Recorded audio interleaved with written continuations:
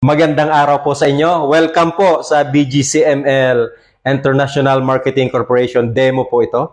So, Water and Health Awareness. Ano po? So, gagawin po natin dito, ito po yung mga samples natin. Ano po? Meron po ditong sample tayo ng distilled water. So, meron po tayong prepare dito na purified water. Meron din po tayo dito from natural spring water. This is the tap water. So, meron din po tayo dito yung from purified water or distilled water na nilagyan po natin ng ating product na Acid Guard Plus. So, mamaya iti-test po natin yan one by one. Ano po? So, napakahalaga po kasi ng pag-uusapan natin. So, una po, tignan po natin yung TDS. Ito po yung TDS meter. So, gagamitin po natin ito using this chart. So, yung TDS chart. Ano po? So, mapansin po ninyo, meron po tayo dito na 50 and below yung ating mga natural spring. So, ano po ba yung kagandahan ng ating mga natural spring? Ito po kasi yung 50 and below considered as soft and clean water but rich in minerals. Yung essential minerals katulad ng calcium, potassium, magnesium, and sodium. So, tignan po natin. Nandito po ba yon sa ating nasa harap ng mga sample sa tubig. So, titignan po natin yung sa periodic table of elements. Ano po? So, mapapansin po natin yung sodium, magnesium, calcium, and potassium, nandun po siya sa alkaline group of elements. So, ibig sabihin, mamaya, pag tinest po natin yung tubig, ito, makikita po natin sa second test kung ano po ba yung laman ng ating samples na tubig. Ano po? Kung alkaline ba siya or acidic water ba siya. So, umpisan po natin, ano? So, unahin po natin yung ating TDS and i-confirm po natin mamaya using this aparato, simple laboratory aparato, yung tinatawag nating electrolyzer. Ano po? So, mag-electrolysis po tayo ng tubig to separate po yung mga moleculars or yung mga atomic particles ng tubig at magkahiwa-hiwalay po kung meron siyang mga impurities and mga metallic content. Ano po, yung mga na-dissolve, yung total dissolved solids. So, umpisan po natin. Tingnan po natin yung tubig na galing sa distilled water. Ano po? So, this is the distilled water. So, ilagay po natin dito. Yun. So, dito po natin sa pinakagilid. Lagay po natin yung purified water dito po sa gitna. So, tignan natin. Ito po. Yan.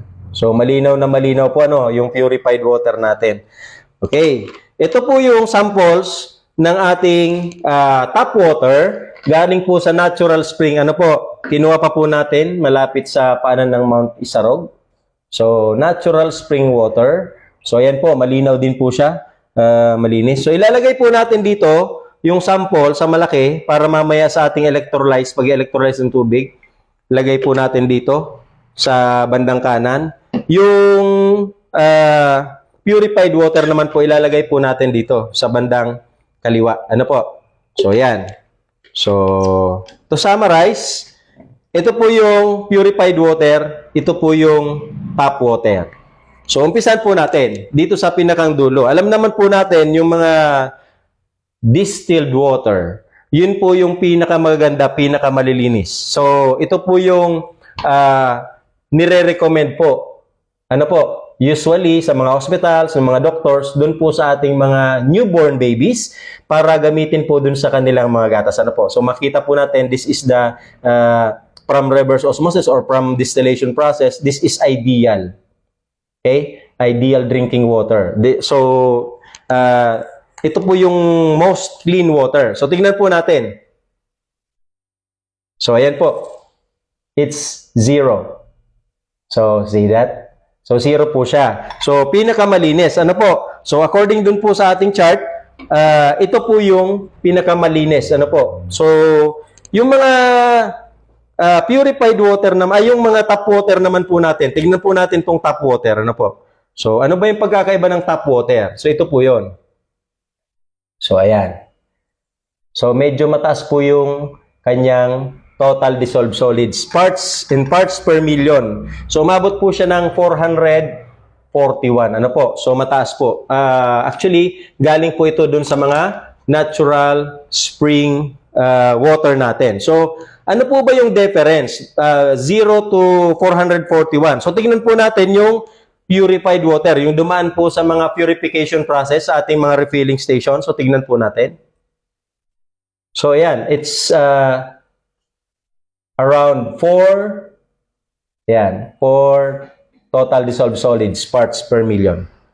So, mapapansin po natin, dito po sa Pilipinas, yung standard po natin, ng mga refilling station, kailangan po 10 and below yung TDS. Ano po? So, para ma-considered po siya na malinis and pwede po siyang gamitin for household. Ano po? For drinking water.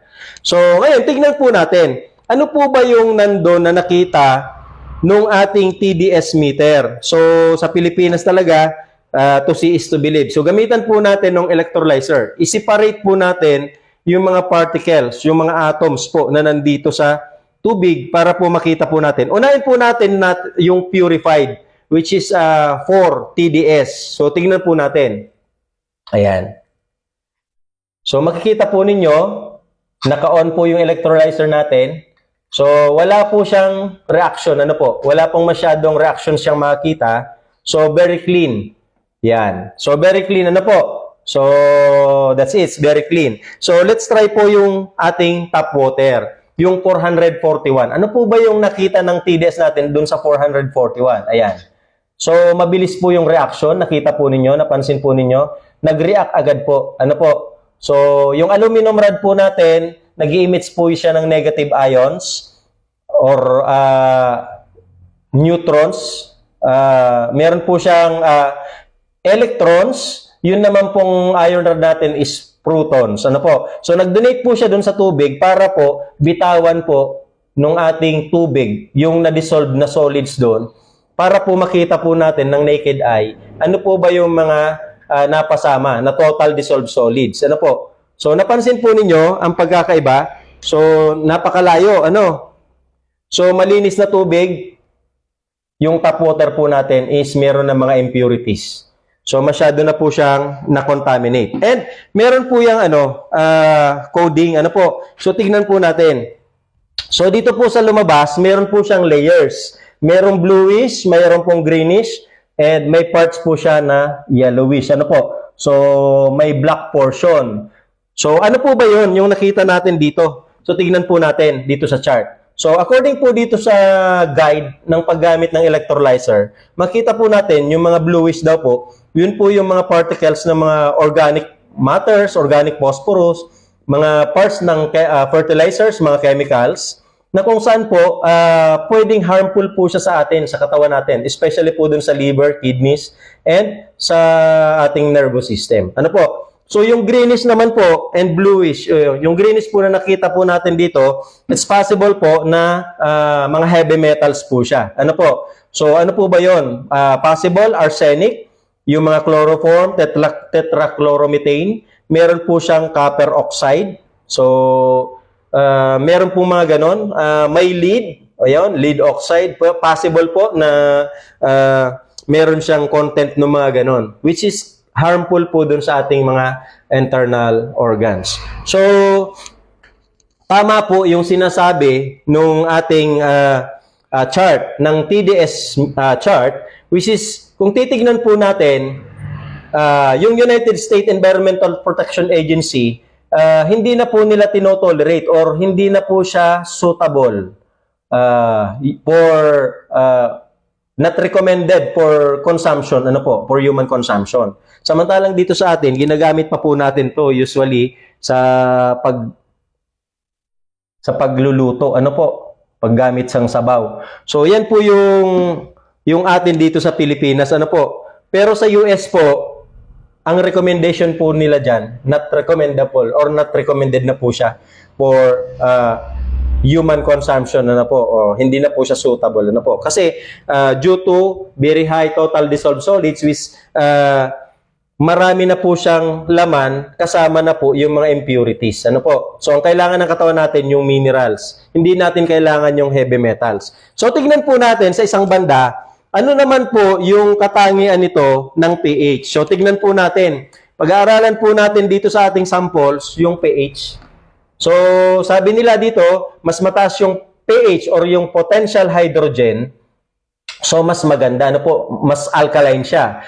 Mas beneficial po siya sa body, na possible po na mag-cause ng healthy, mas maganda na katawan natin or healthy body or healthy immune system. Pag sa kabilang banda naman po, pag masyadong acidic, yun naman po ay magdudulot ng mga sakit. Ano po? So kung titignan naman po natin, yung ating dugo, yung ating healthy blood, balanse lang po siya. Nandun po siya sa gitna. Ano po? So around 7.4 yung ating blood. Ano po? So tignan po natin.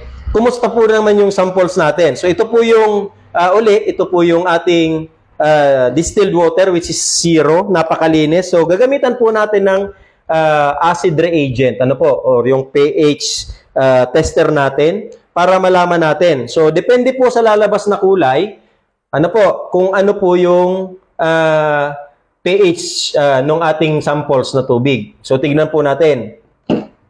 Okay. So umpisan po natin dun sa distilled water which is yung 0. So tignan po natin. 1, 2, 3, yon. So kung mapapansin po ninyo, it's very acidic. Ano po? So nakita po ninyo, acidic siya. Yellow. So yan. Acidic po yan. Pero malinis. Ano po? Sobrang linis. So tingnan po natin yung ating purified water which naglalaman po siya ng 4 kanina na TDS. 1, 2, 3, 4. So ayan po. Kung mapapansin po ninyo, acidic din po siya. Ano po? So ayan, very acidic din po siya. Yellow po siya. Ano po? So tignan po natin ngayon yung ating tap water, yung natural spring water na galing po sa ating mga aquifers. So ito po 'yon. Ano po? So ayan. So kung mapapansin po ninyo, kakaiba po siya. Ayun. Yung ating pong galing sa tap water, ayun, very alkaline po siya. Bakit po kaya siya very alkaline? So, possible, kaya po siya alkaline dahil po dito. Ayan. Yung magnesium, yung calcium, sodium, and potassium po, which belongs to alkaline earth and alkali metal elements. So, ano po ba naman ang kahalagahan nun? Ang significant po nun, kung dito po sa tubig nating malinis, ano po? Ito po yung malinis na tubig. Ibig sabihin, napasama pong nalinis, nung nilinisan po ito, yung ating essential elements. Ano po? Yung mga essential elements na kailangan ng katawan, katulad ng magnesium and potassium and sodium. So, ano po ngayon ang solusyon? Malaking problema po kasi kung ganun ang mangyayari. Kasi po, built-in pala sa tubig yung essential elements and minerals. That's why po, nowadays, makita po natin, marami na po tayong mga food supplements na over the counter, mabibili natin sa mga buteka, ano po. So, kasi po, yung tubig pa lang natin, kulang na po siya ng sustansya, kulang na ng minerals. So, ano po ngayon ang magandang solusyon? Dito po namin na-discover yung kagandahan po ng paggamit ng natural rocks na tinatawag. At tulad po ng Acid Guard. Ano po? Yung Acid Guard Plus po kasi is nagtataglay po siya based po dun sa ating DST test. So, ganito po yung itsura niya. Ano po? Ito po yung Acid Guard. So, kung titignan po natin, ayun, based dun sa DOST test. Ano po? Ito po yung DOST test natin. Ayan. So, mapapansin po ninyo, available po siya yung sodium, potassium, magnesium, and calcium, and kasama din may bonus pang iron. Ano po? So, may iron po siya. Wala po siya ng mga harmful elements katulad ng lead, copper. So, wala po siyang mga ganun. Ano po? So, kung mapapansin po natin, nandito po siya sa ating rocks. Ano po? So, tignan po natin. Totoo ba? Kaya po ba niya na ibalik dun sa original state niya, which is alkaline, yung tubig natin sa natural spring, yung nasa nature matatagpuan? So, kaya po ba niyang ibalik dun sa original na parts? So, ang gagawin po natin, ibababad lang po natin ito dito sa ating tubig na very acidic. So, titignan po natin kung may maitutulong ba or may magagawa ba na maganda yung ating Acid Guard Plus dun sa ating very acidic na tubig. Ano po? So, ito po yung challenge sa atin. Kasi po, Ito po yung malinis na tubig. Ito yung nalinisan na ng mga refilling station. So, yung mga 37 stages, dumaan sa reverse osmosis, yung iba, distillation process. So, ito yung pinaka-pure, pinaka-maganda. It's only H2O. So, lamang, kulang na po siya ng nutrients nung inalis po yung mga dumi dito sa alkaline na tubig na to. Nung inalis po yung mga impurities, kasama pong naalis yung ating essential minerals or yung essential elements na nandito sa tubig katulad ng magnesium, potassium, sodium, and calcium, and kasama na yung iron na nawala. So ngayon, since nawala po, umiinom po tayo araw-araw nung unhealthy water. So, which is very acidic. Bukod sa very acidic, lack of minerals. Ano po? So ngayon, ito pong tubig natin ngayon, unti-unti po niyang itinurn into alkaline, which is katunayan po na nag-create po siya or nakagawa po siya ng panibagong timpla, kumbaga ng tubig, na kung saan na-infuse po yung mga essential elements katulad ng magnesium, potassium, and sodium dun sa ating malinis na tubig. Which is, hindi po naapektuhan, kung mapapansin po ninyo, meron na po siya na elements or minerals na nandun around 20 parts per million, kumbaga, which is very, ano po siya, maganda, napakaganda po niya, ano po. So, kung titignan po natin. So, parehas lang po siya doon po sa ating distilled water. So, ganun din po siya. Unti-unti na pong ini-infuse nung ating stones or nung rocks. Ano po, nung acid guard na rocks, yung essential elements dito sa tubig, pare-pareho na po siya, kulay blue, or pare-pareho na po siyang alkaline, pero hindi po siya parehong contaminated. Tingnan niyo po itong isa. Alkaline po siya, pero contaminated. So, ayan. Ano po? Contaminated po siya. So, samantalang ito pong isa, paano po natin nasabing contaminated? Ganito po kadami yung impurities. Ano po? So, samantalang yung isa po, malinis. Ano po? So, napakaganda po siya. Ano? So, and ito po, alkaline rich na po siya. Ibig sabihin, nandun na po yung essential minerals natin, magnesium, potassium, sodium, calcium, and other essential elements. Kasama na po yung ating mga compounds na kailangan ng katawan katulad ng nitrates, kasama na po yung chlorides na nagpapabalance po dun sa ating katawan. So, pag balance po ang katawan natin, mas maganda po yung reaction ng immune system natin. Kung magkasakit man tayo, mas madali po siyang mawala.